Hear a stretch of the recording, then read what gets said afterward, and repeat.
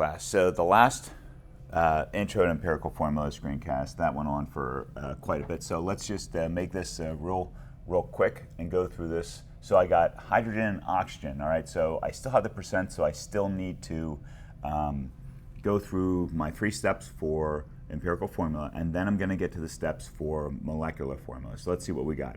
So I got, for hydrogen, I got 5.9265, whatever. That's going to be over 1.0. Okay, so this is my percent for hydrogen. I divide by atomic mass.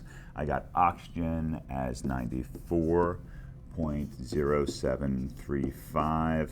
And that is my percent for oxygen, and that's 16.0. So I go through this quickly. 5.9265 divided by 1. I really did just put that in the calculator. Jeez, yikes. And what a Monday morning this is going to be.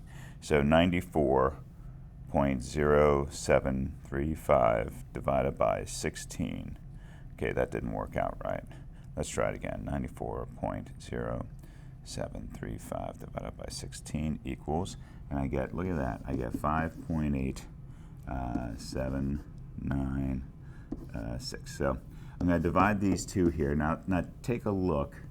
I got to say, let's make that into an 8. 75696, whatever. 96, there we go. Okay, trying to rush. Obviously, it's not working. Now, take a look at this. This is going to be a 1 and a 1. I know this is this right here. If I divide the two,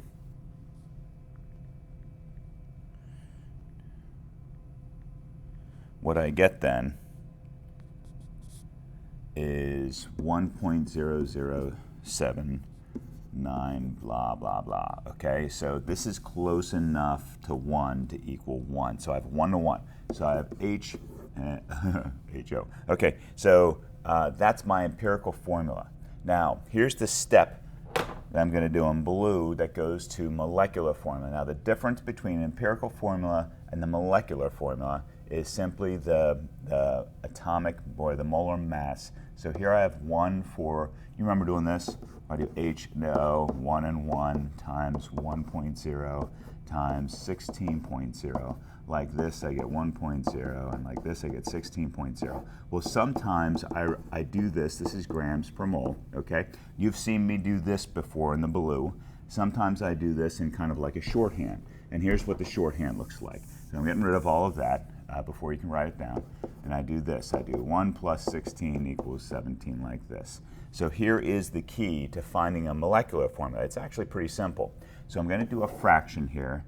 The fraction is going to be the molecular formula's mass on top and the empirical formula mass on the bottom. So 17.0 goes on the bottom here because that's what this is for my HO. Somewhere in the problem, you must be given the molecular formula's molar mass, and there it is, 34.016, blah, blah, blah, blah, blah. Okay, so 34.01. That's close enough. When I divide these two, so the molecular formula here goes on top, the empirical formula goes on the bottom. When I divide these two, what I get is the magic number. This number right here is the number that I multiply the number here and the number here, the subscripts for H and the subscripts for O, which means that my molecular formula is H2O2, okay? So now, so it's just one step further. The empirical formula stuff is all in green. The molecular formula is in blue. You must be given this number right there. You find this number by doing what I did in right above for the HO. So the 1 plus the 16, and then you add that all in. You divide the 2, excuse me, to get the magic number. That's it. And then that magic number is what is multiplied by each subscript in the compound. Okay. Let's do one more and then have you do the last one. Okay? So here, this one's even easier. This says, hey, the empirical formula for trichlorocyuranic acid, the active ingredient in many household bleaches, is O, C, and Cl. Okay, so they're all ones. So the empirical formula is OC as in oxygen, carbon, nitrogen, and chlorine. Okay, the molar mass of this compound is 232.41. Okay, that's the molecular formula's molar mass, so that goes on top.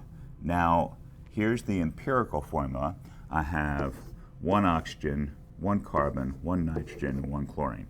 So 1, 1, 1, 1 like this, times 16.0 times 12.0 times 14.0, okay, and times 35. I round this off to 35.5. So 35.5. I add these all up. I'm going to do it right here on my calculator so I don't make a mistake. So 16 plus 12 plus 14 plus 35.5 equals 77.5, like that. This is the number that goes up here, 77.5. Okay, so I divide those two.